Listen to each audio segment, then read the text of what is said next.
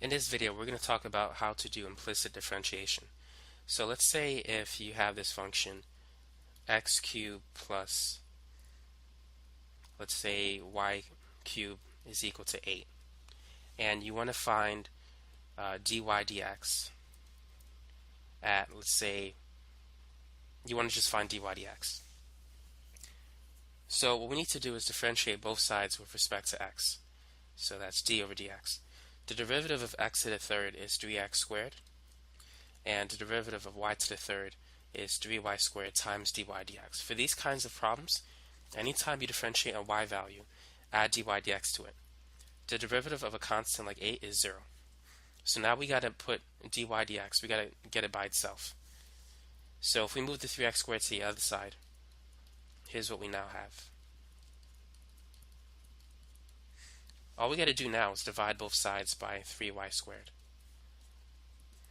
And so in this particular case, dy dx is therefore equal to, the 3's cancel, it's negative x squared over y squared. So that's how you can do it. But now let's try another example. So let's say if we have this function x squared plus 2xy plus y squared equals 5, and we want to find dy dx.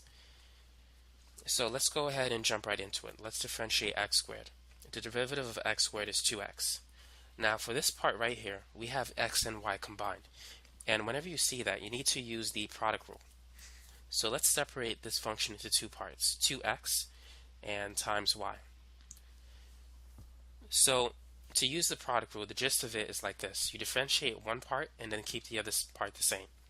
So we're going to differentiate the 2x part, which is going to become 2. We're going to keep y the same, plus we need to keep the first part the same now and then differentiate the second part.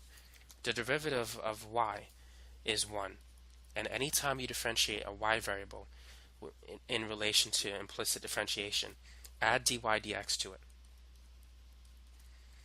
So here we have y squared next, and the derivative of y squared is 2y times dy dx. And the derivative of any constant is always 0. So now our goal right now is to isolate dy dx. So any variable that, or any term that doesn't have a dy dx, we're going to move it to the right side. So what we now have on the left is 2x dy dx plus 2y dy dx is equal to negative 2x minus 2y. There's a lot of 2's here. You know what? Let's divide everything by 2. So this will disappear, that and that. All of them will disappear.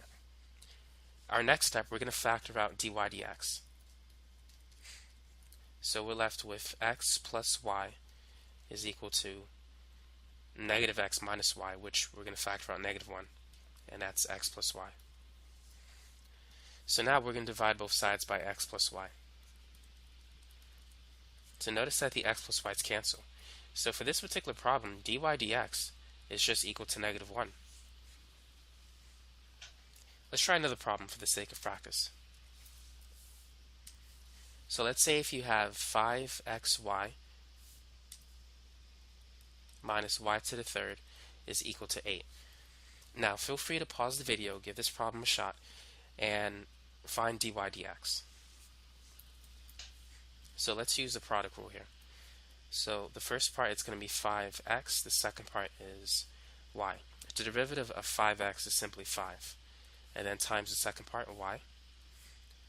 And we're going to keep the first part the same, 5x, and then we're going to differentiate y, which is 1 times dy dx. The derivative of y to the third is 3y squared dy dx, and the derivative of a constant is 0. So any term that doesn't have a dy dx, let's move it to the other side. So that's the 5y. We're going to move it over here. So now we have 5x dy dx minus 3y squared dy dx is equal to negative 5y. Whenever you move a term from one side to another, it changes from positive to negative or vice versa. Our next step is to factor out the GCF. Well, not really the GCF, but just dy dx. We need to isolate it. So we have dy dx times 5x minus 3y squared equals negative 5y. So our last step is to get dy dx by itself by dividing both sides by 5x minus 3y squared. And so now we have our answer. Dy dx is equal to negative 5y over 5x minus 3y squared.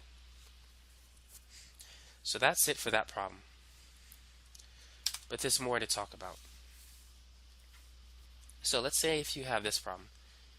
Let's say tangent xy is equal to 7. Go ahead and find dy dx for this problem. The derivative of tangent is secant squared. And we got to keep the inside the same. The angle for tangent was xy, so therefore the angle for secant squared has to be xy. But now we got to differentiate the inside part according to the rules of the chain rule. So let's use the product rule. The derivative of x is 1. Keep the second part the same. The derivative of y is 1 times dy dx, but we got to keep the first part the same, which is the x. And the derivative of a constant is 0. Now for this problem, to get dy dx by itself, the first thing we need to do is distribute this term, secant squared, to y and to x dy dx. So secant squared times y is simply y secant squared xy. And for the next term, this times secant squared is just x dy dx times secant squared xy. So now what we're going to do is we're going to take this term which doesn't have a dy dx and we're going to move it to this side. So x dy dx secant squared xy is equal to negative y secant squared xy. You know, I realized there probably was an easy way of doing this, which I'm going to show you after this part. Let's divide both sides by x secant squared. Notice that the secant squareds cancel. And in the end, dy dx is basically negative y over x. So, but let me show you the other way we can have done this. So we had secant squared xy times, I believe it was y plus x dy dx is equal to 0. What we could have done at this point is just at this right here, divide both sides by secant squared.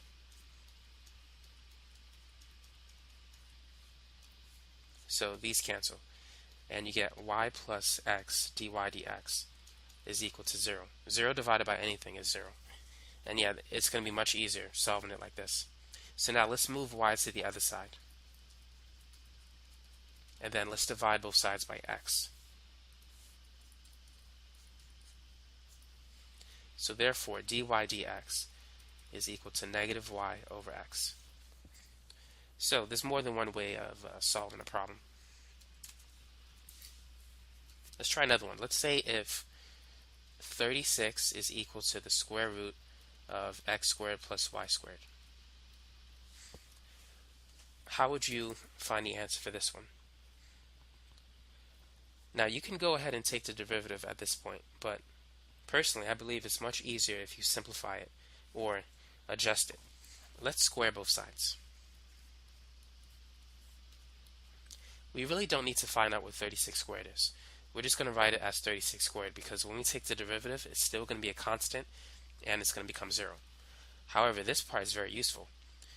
When you square a square root, the radical disappears and it makes it a lot easier to find the derivative. So now let's differentiate both sides with respect to x. The derivative of 36 squared, which we already said was a constant, is 0. The derivative of x squared is 2x, and for y squared it's 2y times dy over dx. So let's move the 2x to this side. It's going to become negative 2x. And then let's divide both sides by 2y. So the 2's cancel. So therefore, dy over dx is thus equal to negative x over y, at least for this particular example. And let's say, though, we have to find the second derivative. So we have this equation, dy dx is equal to negative x over y. Whenever you want to find the second derivative, and since we have a fraction, we need to use the quotient rule, which is vu prime minus uv prime over v squared. U is basically the top part, which is negative x. U prime, actually let me change the color. So u is negative x. U prime is the derivative of negative x, which is negative 1. V is the bottom part, which is y. And v prime is the derivative of y, which is 1 times dy dx. So let's use the formula. So d squared y over dx squared, the second derivative, is equal to v, which is y,